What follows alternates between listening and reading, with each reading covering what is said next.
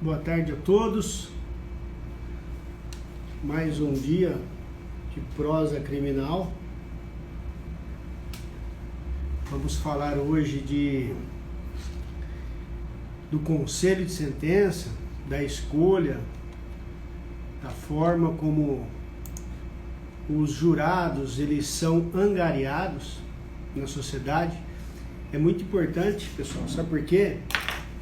Porque muita gente não sabe, mas a maioria dos jurados, eles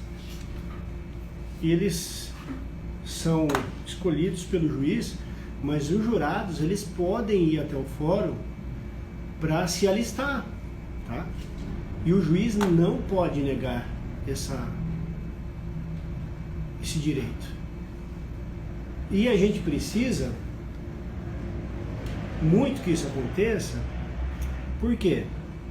Porque muitas vezes o conselho de sentença ele é feito, na maioria maciça, de funcionários públicos, bancários, pessoas, né, que salvo o melhor juízo, eles não, a maioria, né, não vou dizer que todos, mas a maioria, eles não conhecem os problemas que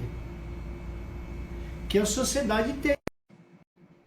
Eles não conhecem a periferia, eles não conhecem a dificuldade com que o pobre vive.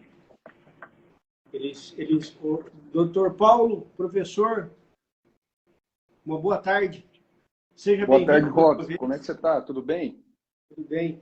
Como o Luciano Magno, o doutor Luciano não entrou ainda, eu estou falando iniciando de um tema que ele sabe muito mais do que eu, mas eu tive com a doutora, a juíza que conduz o plenário aqui, o doutor conhece, e eu falei para ela que é necessário que a população ela seja, ela tenha consciência de que qualquer cidadão ele pode se inscrever no conselho de sentença. E a juíza ela não pode negar esse alistamento, né? E a maioria, eu não querendo aqui, o professor, dizer que aqueles que, por exemplo, são bancários, funcionários públicos, aqueles que têm uma outra visão, né? Eles não vivem na periferia, é um outro tipo de vida, né? Então, eu quero deixar registrado, ainda que não tenha ninguém, porque as pessoas veem esse vídeo e elas precisam saber que qualquer um pode ir lá se inscrever. Basta que vá até o fórum com a documentação de praxe e que façam o alistamento. Isso, professor, é algo que muita gente fala que é surreal, mas é necessário em qualquer cidade. É só assim, professor, que a gente vai ter um conselho de sentença, volto a falar, não dizendo que o conselho de sentença, com funcionário público, com bancário, que ele seja ruim. Não, eu digo que quando você está julgando alguém que mora na periferia, e nesse conselho de sentença, por exemplo, tem o dono do bar, ou o dono da lotérica, ou o dono do açougue, ou o caixa do açougue. O que acontece? Ele começa a ter uma nova visão. O que o senhor acha? Qual que é a sua opinião sobre isso? Boa tarde, doutor Luciano. Boa tarde, meus amigos. Fala, Luciano. Maravilha. Tudo em ordem? Tudo bem? Tudo bem, tudo jóia, graças a Deus. Então, a prosa de hoje é sobre o Tribunal do Júri, né? Um tema mais específico, né? É um procedimento especial trazido aí para apuração dos crimes dolosos, tentados ou consumados contra a vida. Portanto, há uma restrição já de cara, né, Luciano, em relação ao volume de delitos que são de competência do Tribunal do Júri. Mas a gente tem que também esclarecer que os crimes conexos também são julgados pelo plenário do Tribunal do Júri, com exceção dos crimes eleitorais, né? Então é preciso tomar um certo cuidado aí, porque o aluno tem muita dúvida, né? O estudante de direito tem muita dúvida em relação a essa questão de quais crimes, né? Quais delitos são de competência de apuração deste tipo bastante específico, né? De julgamento.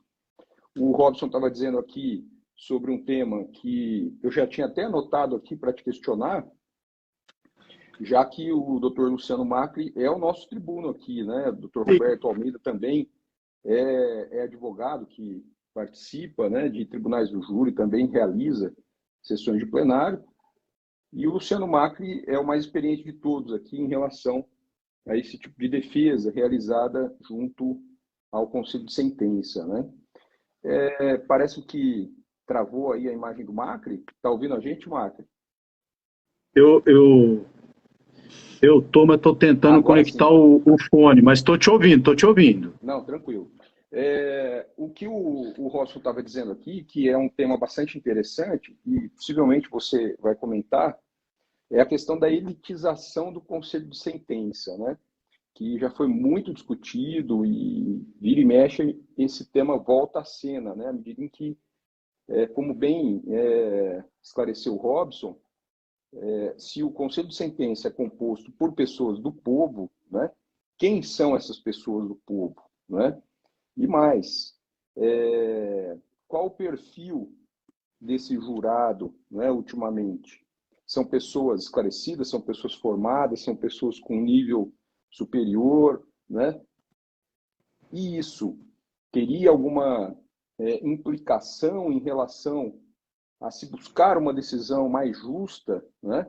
Já que, via de regra, né? Não estou dizendo que é o que acontece, mas, via de regra, a maioria dos delitos que envolvem temas do Tribunal do Júri, né? Enfim, crimes de competência do Tribunal do Júri, acontecem nas periferias das grandes cidades, né? Então, ali, qual é o perfil, né, do morador ali daquela localidade, né? Portanto, sendo esse indivíduo que será julgado no Tribunal do Júri pronunciado, né, como a gente diz, uma pessoa que mora na periferia, a composição desses jurados, trazendo um perfil mais elitizado, né? E não entendam mal a palavra elitizado, mas queiram ou não, pessoas que teriam uma condição econômica melhor, que moram num lugar, né, mais próximo aí dos centros da cidade, né? Enfim, acredito que deu para entender. Então, essa é uma questão bastante interessante, né, Marco? O que você acha disso? Com certeza, o professor Paulo. Dando uma boa tarde aí para todos, professor Robson. Felizmente nós estamos sem o professor Roberto aí, que provavelmente vai chegar mais tarde aí. O Tribunal do Júri foi instituído dizem que a Santa Ceia já era dita como um Tribunal do Júri. Alguns falam que até antes disso, nos aerópagos já se faziam menção que seria o Tribunal do Júri, né? Mas efetivamente os livros falam que surgiu em 1215, né? Com a Magna Carta do rei João Sem Terra, né? Que as pessoas seriam julgadas pelos seus pares. E aí já que são julgadas pelos seus pares, então, levando ao pé da letra, o povo seria julgado pelo povo. Mas qual povo seria julgado pelo povo? E aí, a gente analisando a sociedade, eu comecei com esse discurso, o último júri que eu fiz quinta-feira passada, fazendo essa reflexão aos jurados. Senhores jurados, os senhores estão julgando aqui um rapaz desempregado, viciado em crack, que mora num barraco de pau a pique, que chegou surtado, botou fogo num sofá velho, cortou a mangueira de gás tentando pôr fogo e pegou fogo na casa inteira. E o promotor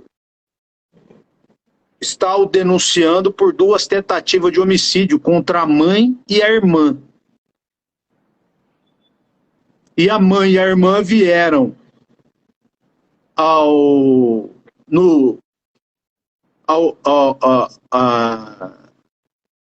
judiciário após a fase policial e desdizeram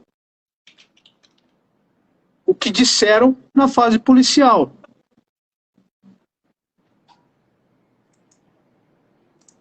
Falaram que o que foi dito na fase policial foi invenção da polícia. Que não tentaram matar elas, não. Que ele estava surtado de droga, que não queriam matar elas. De jeito nenhum. Aí é que entra o juiz das garantias. Expliquei para eles. Falei, isso eles falaram sob o crivo do contraditório. Na fase policial, não há o contraditório. Senhores, qual a profissão que os senhores têm aqui? Que nós temos. Esse conselho de sentença é composto pelo senhor Cláudio. Aqui são nomes fictícios, ok? Senhor Cláudio. Senhor Cláudio é professor da Unesp. O senhor Fernando é bancário. O senhor Walter é funcionário público. A senhora Patrícia é professora da rede pública. O senhor Fernando é carteiro. Olha, tem 7 pessoas aqui que ganham, para ganhar pouco,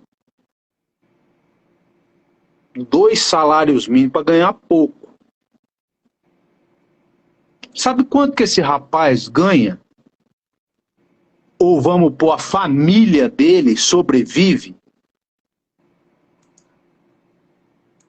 Com a mãe, a irmã e 2 filhas pequenas? Com 2 Bolsa Família. Sabe o que nós estamos, o que está acontecendo aqui nesse cenário?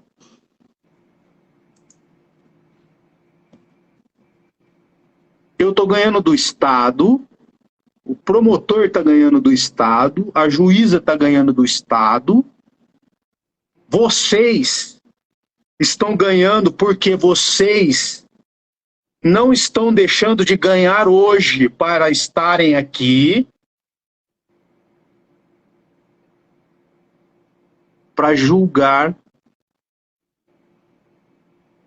uma pessoa de uma classe social baixíssima.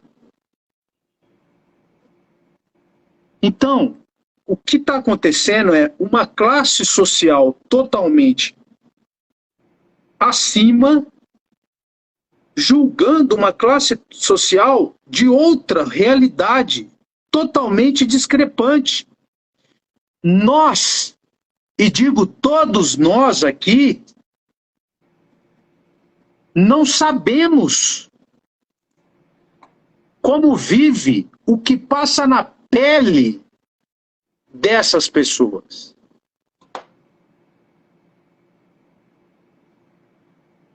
Há pouco tempo atrás, quando ainda tinha os cortadores de cana-de-açúcar, em Monte Aprazível, um cortador de cana chegou na sua casa e quando foi comer o bife que ele tinha, o outro cortador de cana tinha comido o bife dele. E ele estava sem o bife para comer. E nisso eles entraram numa luta de facão, de podão que eles falam, que eles usam na cana. Vem aqui, Paulo, Robson. Vocês já passaram fome na vida de vocês? Não é a nossa realidade. Não é a nossa realidade. Como que a gente consegue julgar? Por mais que a gente tente, sabendo ou tentando achar o que é passar fome,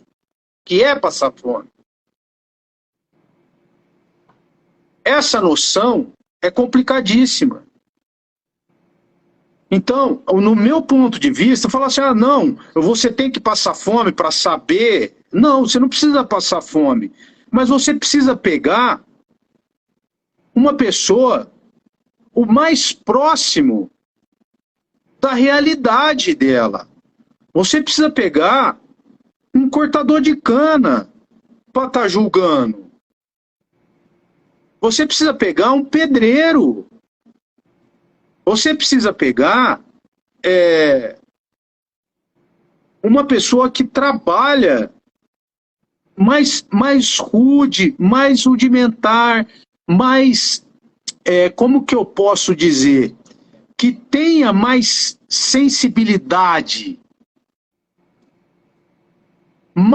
com mais variedade na classe social, com mais variedade na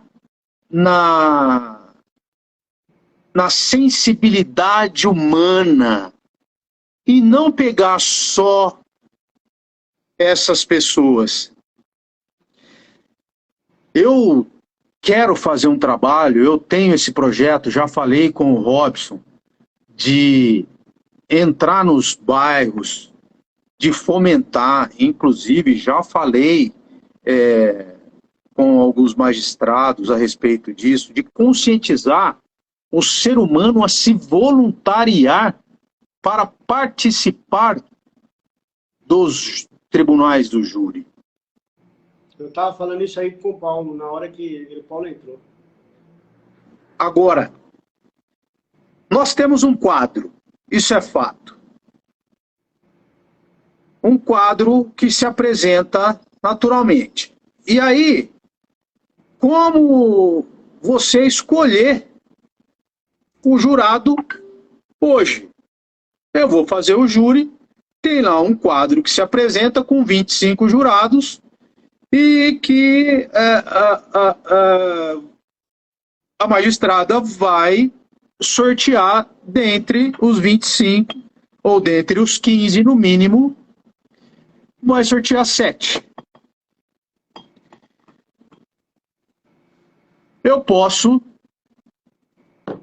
recusar 3 peremptoriamente e motivadamente. Correto? Mas qual o critério que eu vou utilizar para essa recusa?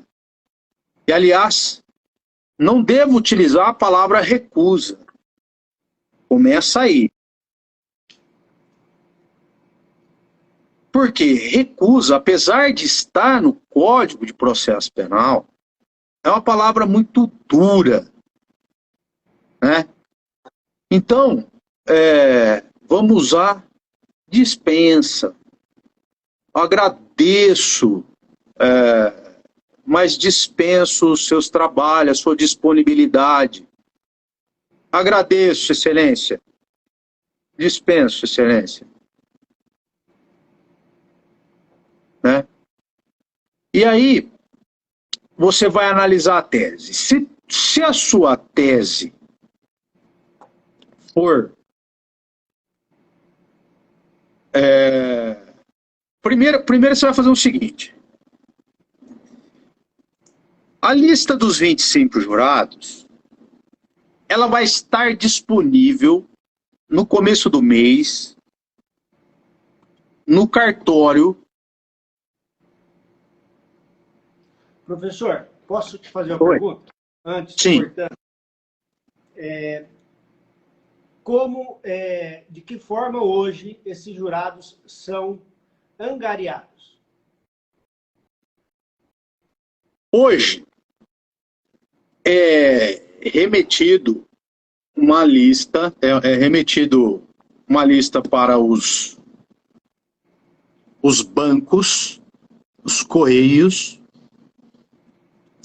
e as pessoas se inscrevem, entendeu? As pessoas que têm interesse.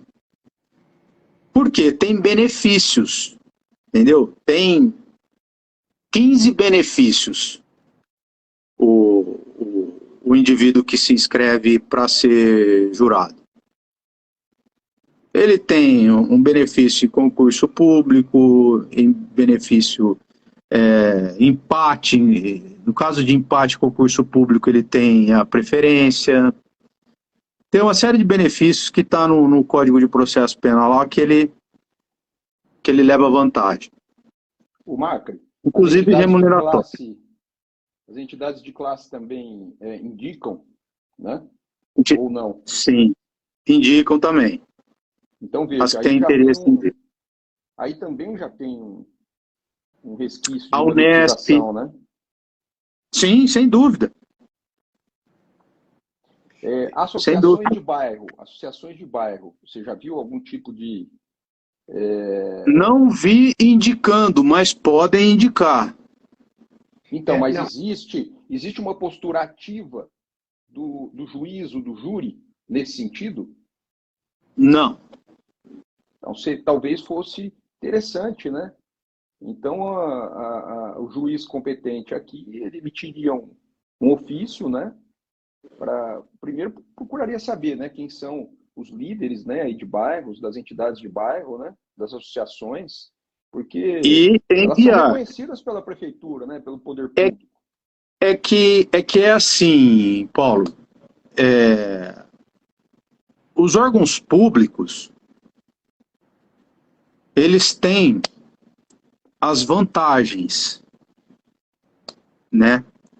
Agora, o indivíduo particular, né, vamos falar assim, particular, o que ele tem de vantagem em ser jurado? Ele vai perder um dia de trabalho. Entende?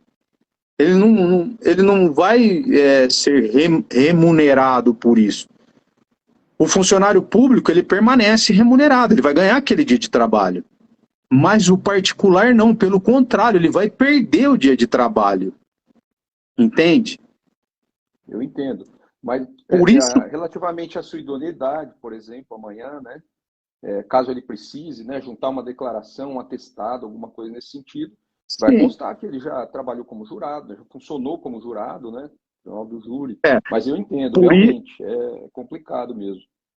Por isso a nossa conscientização, talvez, Entende? Exato.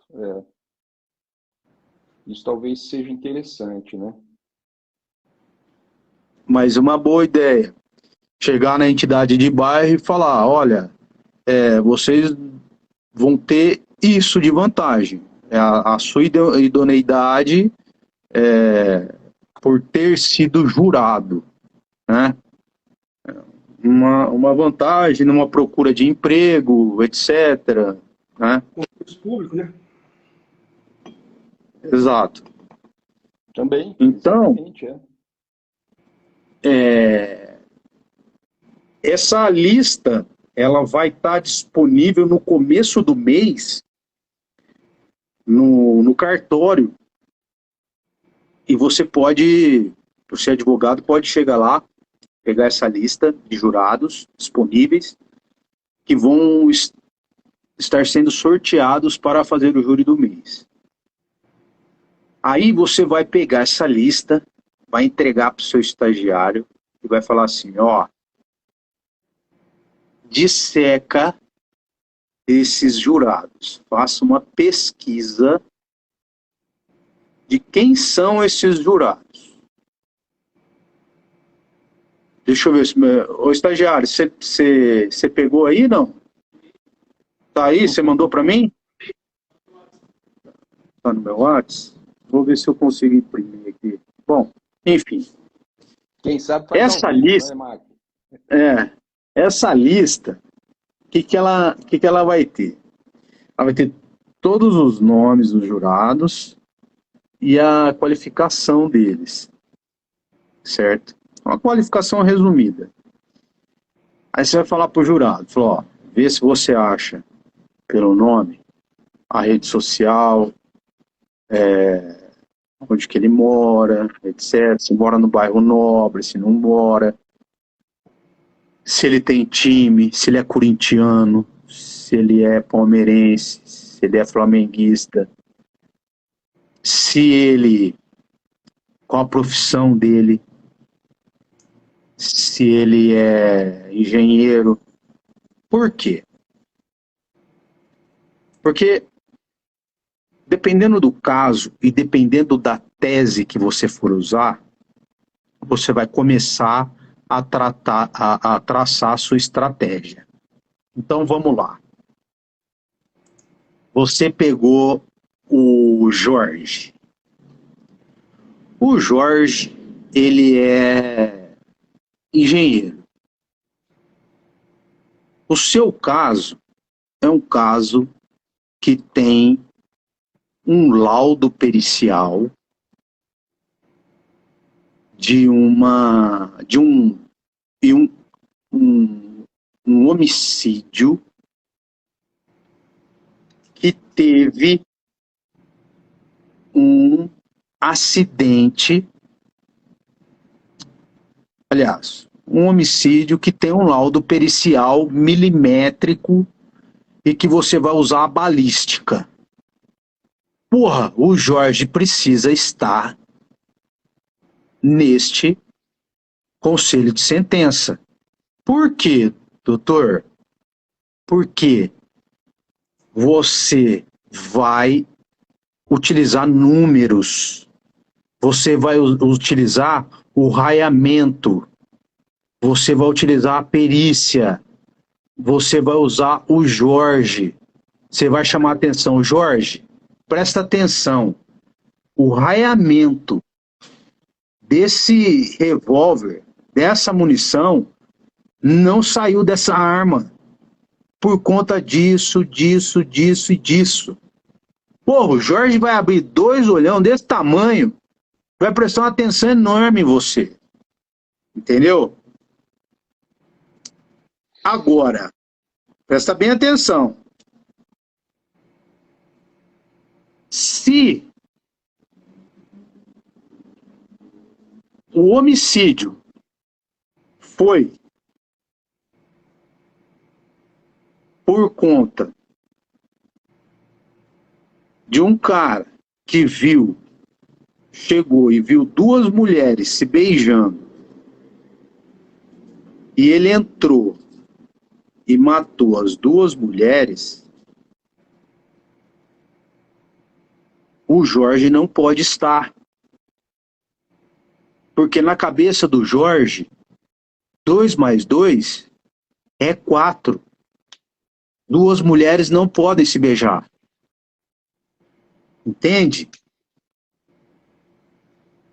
Uma mulher e um homem só. Ele é matemático.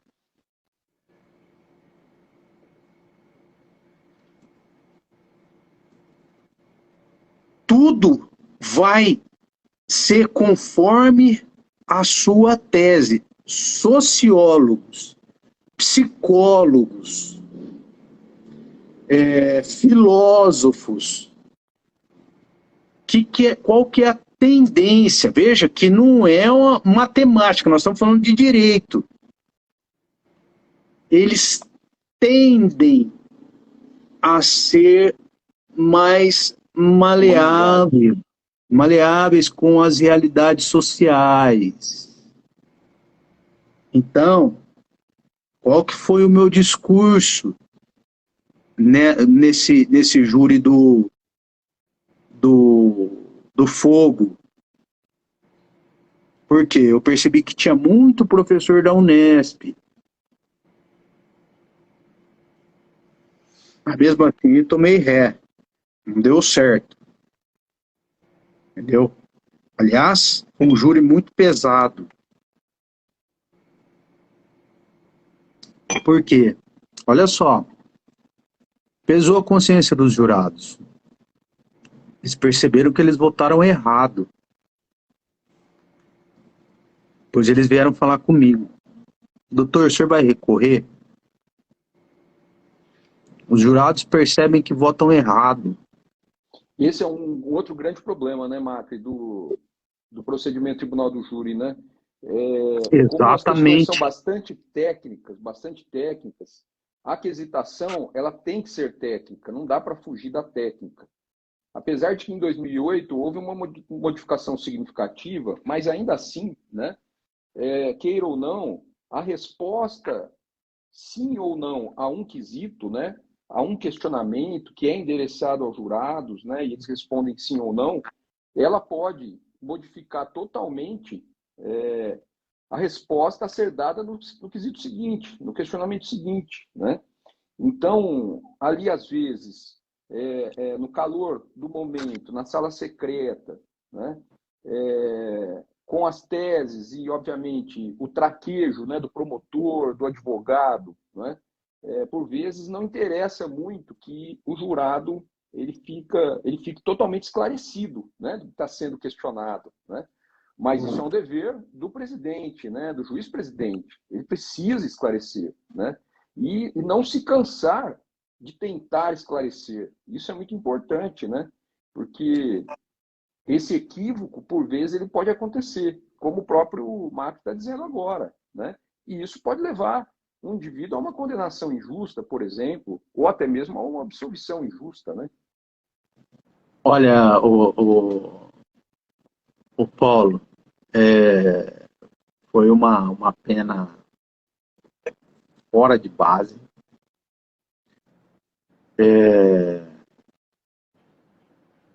Duas tentativas de homicídio, quase 30 anos. Nossa! 2 tentativas? Entendeu? Os jurados saíram indignados. Isso... Tentativa branca ou não? Teve... Branca. Mais ainda, né? Aí Para quem é leigo, está ouvindo, tentativa branca é a tentativa ilesa, que sequer tirou uma gota de sangue da pessoa, não relou ninguém machucou ninguém. Tá? Que absurdo. Então, é uma desproporcionalidade latente. Então, os jurados vieram me elogiar o discurso, tal. Eu bati muito na desclassificação por crime de incêndio, deixei bem claro, fui bem enfático no crime de incêndio, que estava bem pago, etc, etc. Mas, e aí pediram, pelo amor de Deus, para eu recorrer. Eu falei, olha, senhores, é óbvio que eu vou recorrer, mas fica a dica para vocês repensarem e ouvirem mais o discurso da defesa e votarem com a defesa. A defesa, vocês sempre ouvem o Ministério Público, tal, mas não é de hoje que a defesa tem sido tida como reles, tem tido ouvidos loucos aqui nesse tribunal. Eu venho percebendo isso não só comigo, mas com alguns colegas. Então, repensem. Doutor, nossa. A cadeia não recupera ninguém. Pelo contrário, jogar a sujeira para baixo do tapete vai tampar por um tempo. Depois, ela reaparece. Um dia você prende, no outro ele está aqui de volta. Então, o ideal é recuperar. E veja, semi-imputável.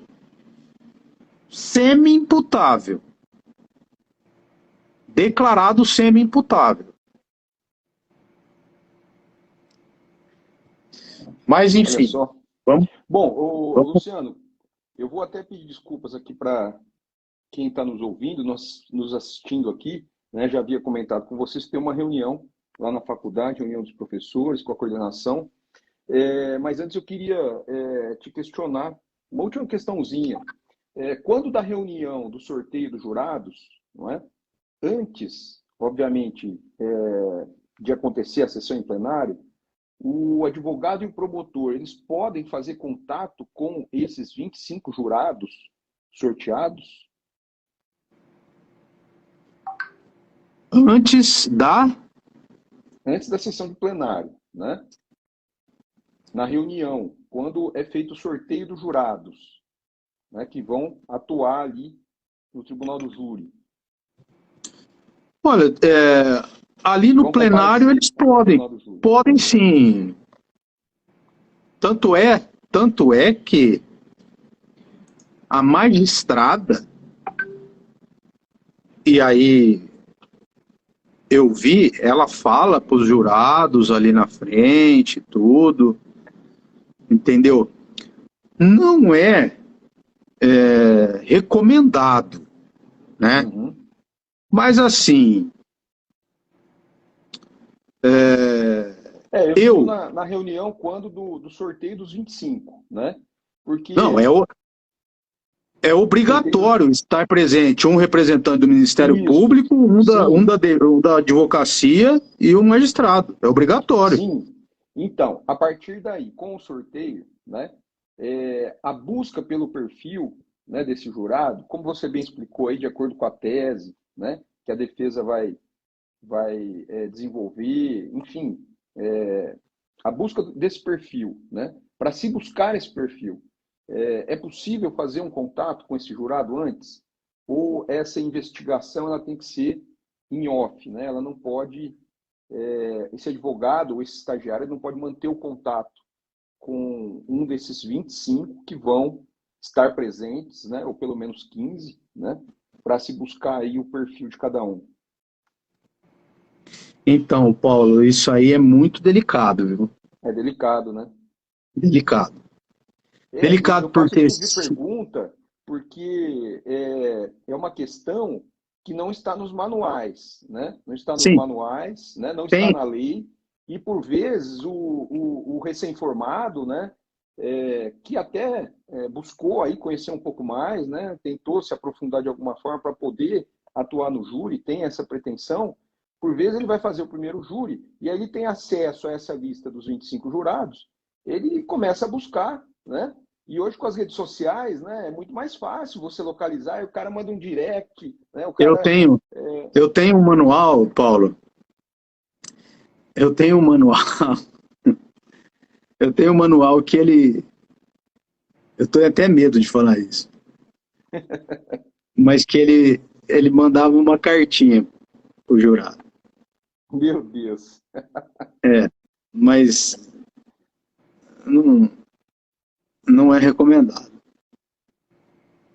Então, ao mesmo tempo não é recomendável, porque pode ser que esse jurado amanhã venha, né, a modificar aquilo que foi conversado, a mentir, enfim, etc. Né? Ao mesmo tempo não é recomendado, eu vejo que não há nada de errado, não há nada que o proíba, né? Que proíba esse advogado, que proíba esse estagiário, tá? Até mesmo promotor de justiça, né?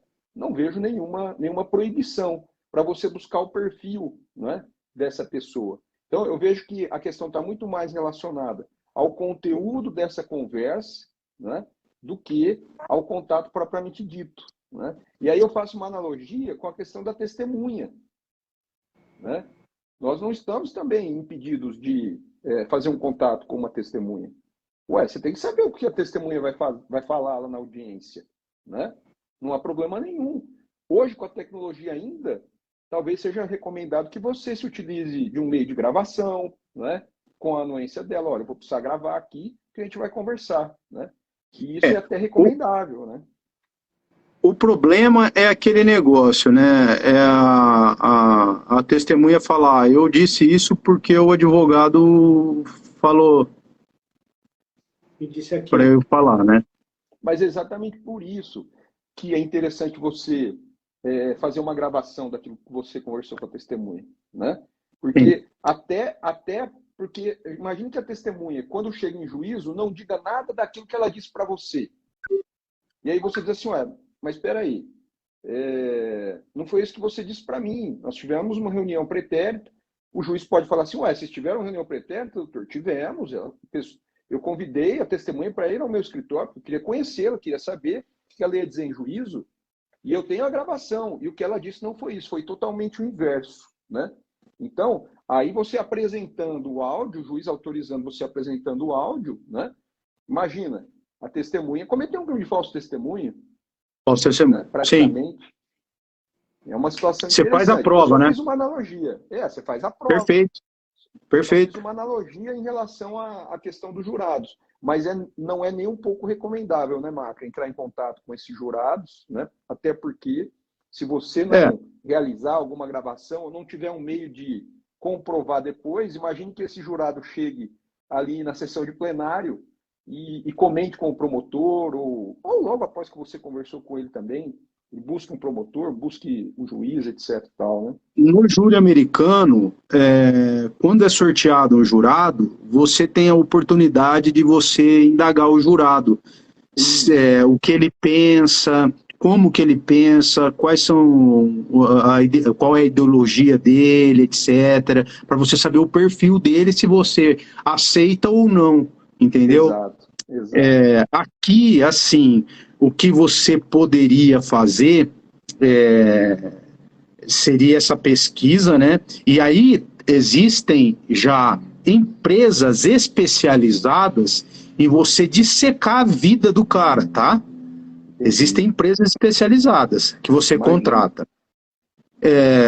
Nada impede, tá, de você montar um perfil do seu cliente e do caso e enviar via correio para o indivíduo, tá?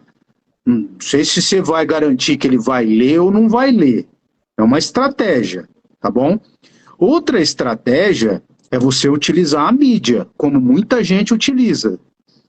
Você pega uma Globo da vida e você monta o perfil que você quer montar, paga para a mídia e a mídia passa o Brasil inteiro, como são feitos com casos de repercussão, entende? Aí você monta o seu perfil da sua versão para todos os jurados do Brasil inteiro, entende? Aí pode vir o jurado que for, já montou já a tua versão. Todos os jurados estão contaminados. Então você chega, por exemplo, eu vou fazer um júri em Palestina. Eu pego, compro o jornal lá, monto uma mídia no jornal, pronto, uma semana antes está todo mundo contaminado pela reportagem que eu fiz. Esse é um tema para outra prosa, hein, Robson? Eu ia falar a influência isso. da mídia no procedimento, né, do Tribunal do Júri é algo assim fantástico, né? Fantástico. A questão é o desaforamento. Desaforamento. O desaforamento é uma questão bem interessante também do Tribunal do Júri, né? Bastante interessante. Né?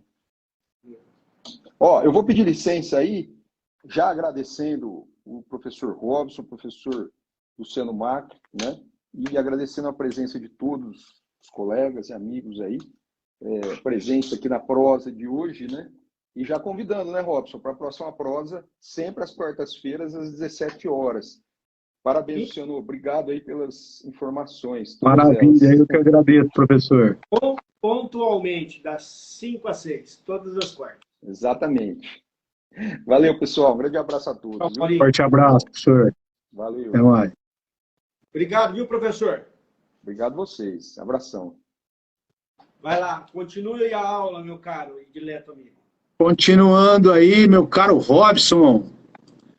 Então, continuando aqui, vou falar mais alguns. Os médicos, por exemplo. Os médicos, para jurados, eles são humanizados. São bem humanizados. Porém, em casos de perícias, não é muito interessante, cara, ter médicos. Por quê? Eles não são muito afetos a dar pareceres e ir contra outros médicos, cara. Porque o corporativismo é muito grande. Então, quando tiver perito ou perícia, descarta médico. Quanto à idade, jurado jovem, se teu cliente, por exemplo, for um PM, matou cliente PM,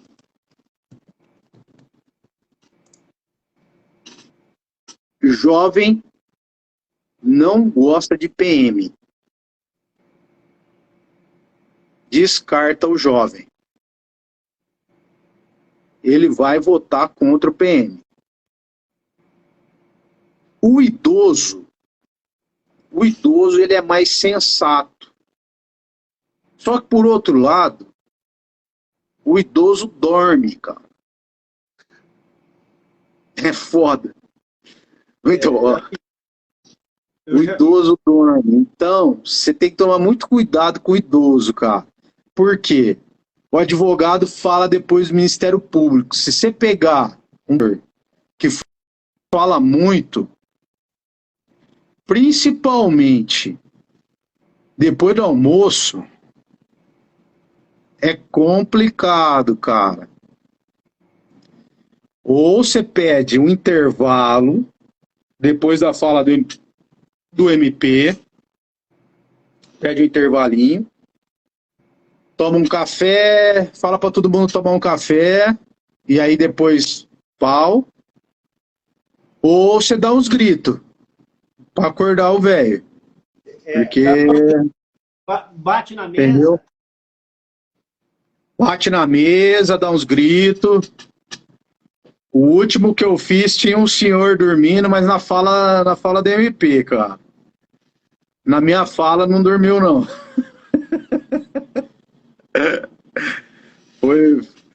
bom. Ô, Max, deixa eu te fazer uma pergunta. A maioria dos crimes que você atuou até hoje, me conta um caso emblemático, algo que te marcou e esses casos, os casos que marcam, a gente tem em minúcia os dados. Nós temos aí um tempinho, eu queria que você me contasse. Caso mais emblemático, às vezes não midiático, mas emblemático. Emblemático?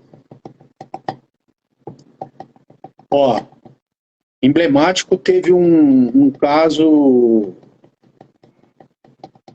Teve vários, cara. Teve uma desclassificação que eu fiz aqui em Rio Preto, no caso, na Curva da Galinha. Augusto Cunha, não sei se eu já te contei. É seu amigo? Deve ser amigo do Paulo, né? Meu sócio. Grande Augusto.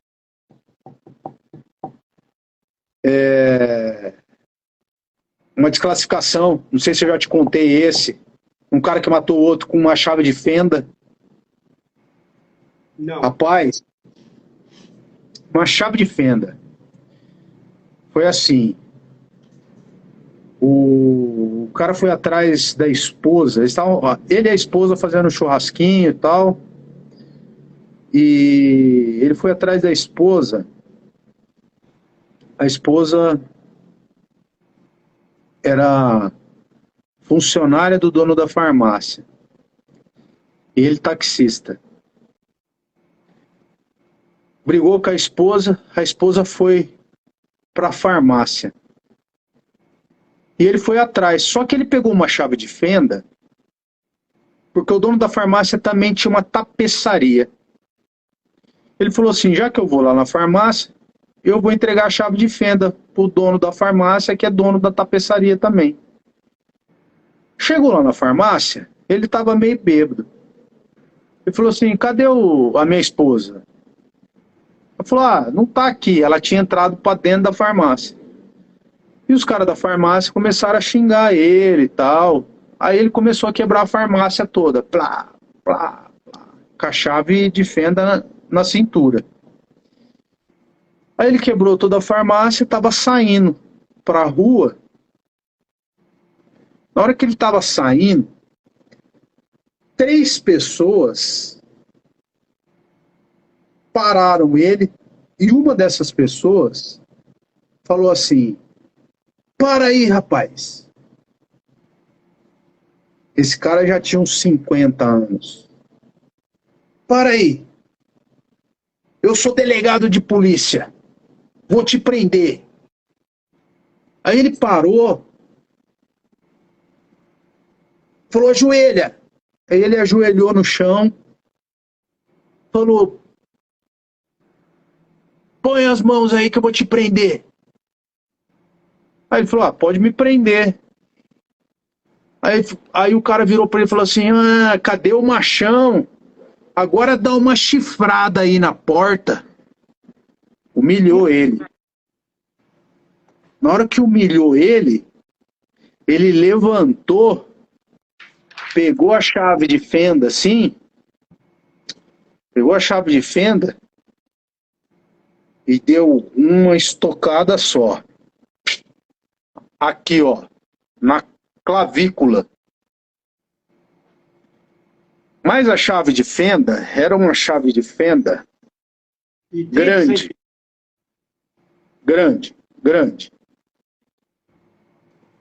Que chegou a beliscar a aorta do cara. O cara morreu na hora. Ele saiu correndo e as 2 pessoas que estavam com o cara pegaram ele e espancaram ele. Bom, ele foi denunciado por homicídio qualificado pelo recurso que dificultou a defesa da vítima e acho que foram 2 qualificadoras, motivo fútil e recurso que dificultou a defesa da vítima. Esse júri eu fiz junto com o Dr. Paulo Nimer. Foi o último júri do Dr. Paulo. O cliente nos procurou, o Dr. Paulo falou, Luciano, eu não tenho condições mais de fazer júri, você que vai fazer. Falei, doutor, eu faço, mas o senhor vai comigo. Não, tá bom. Aí, pá. Tese. Desclassificação para lesão corporal seguida de morte. Rapaz, eu vou te falar o que foi o detalhe que eu desclassifiquei esse delito. Aonde foi que eu desclassifiquei esse delito? Foi uma cena teatral. Eu vou te mostrar. Eu vou te mostrar a cena teatral. Na hora que eu falei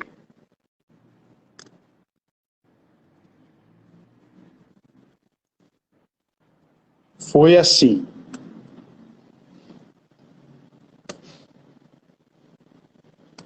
Foi assim. O rapaz falou para ele: ajoelha e põe as mãos que eu vou te prender. Ele fez desta forma.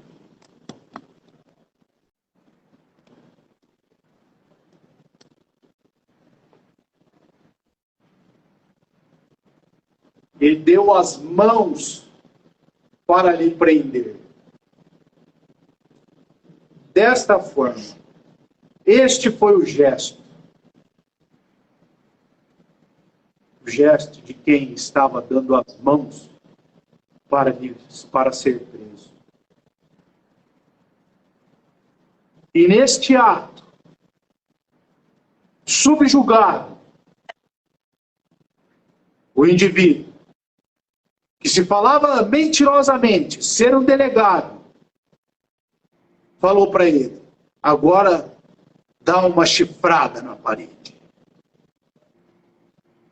Humilhou. Ele levantou.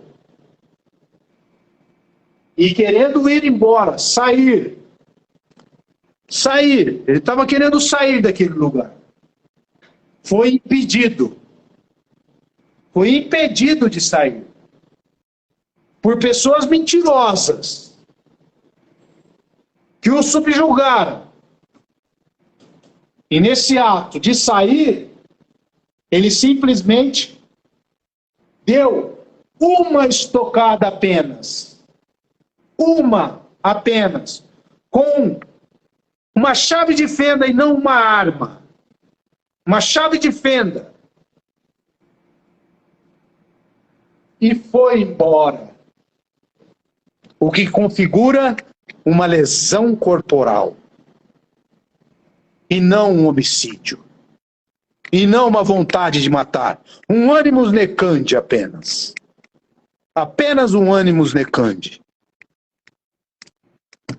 O que os jurados votaram com a tese da defesa. E logramos o nosso êxito. Levamos a vitória. E hoje, meu sócio, esses dias, pegando um taxista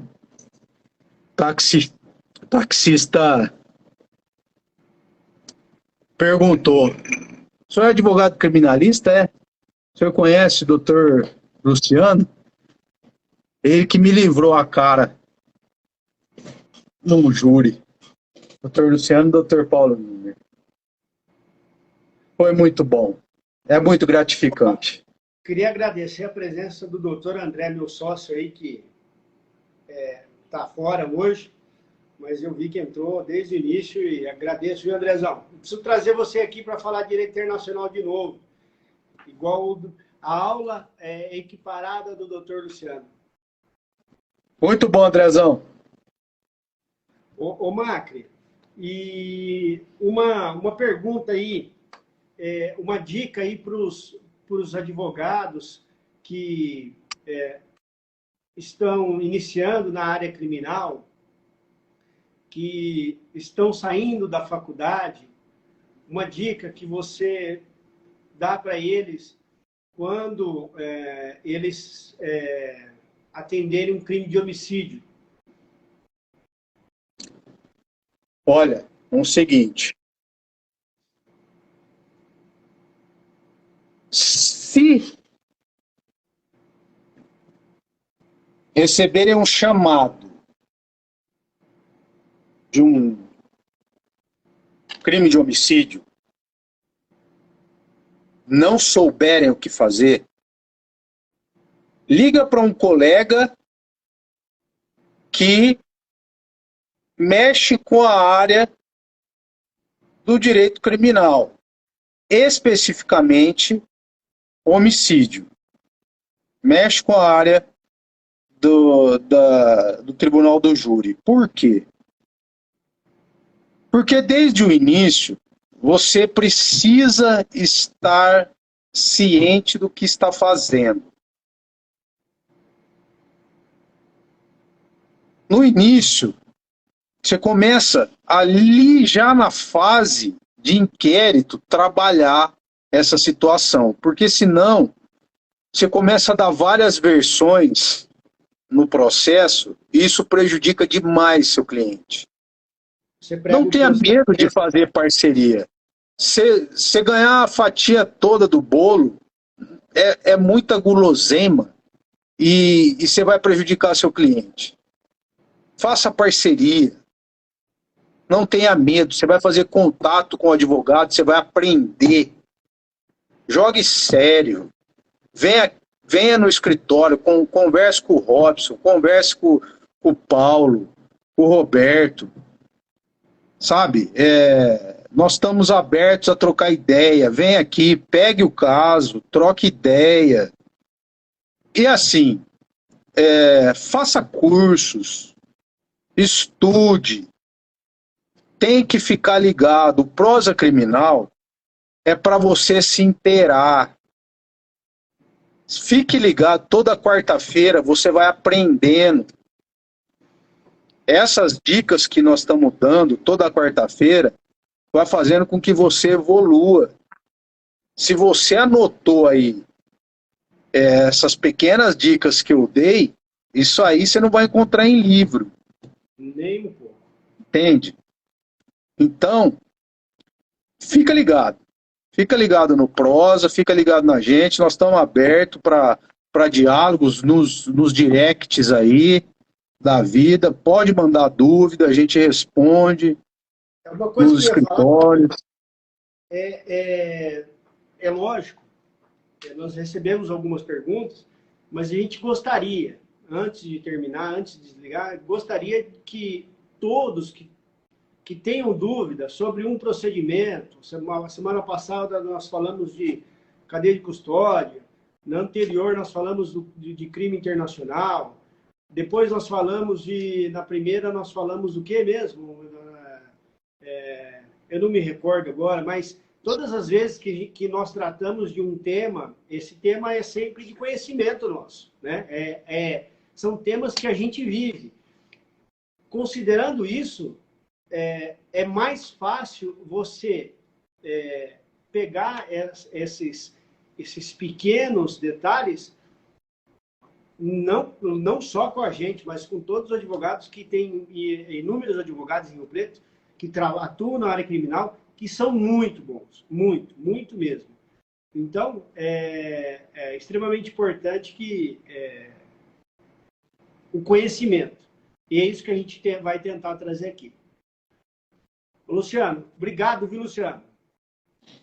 Vamos para a próxima quarta agora. E logo amanhã eu já vou estar lançando o tema da próxima quarta. Maravilha. Tá bom? Obrigado. Abraço a todos. Um abraço. Prosa Criminal. Até a próxima. O professor Luciano Macri. Obrigado, viu, Luciano, mais uma vez.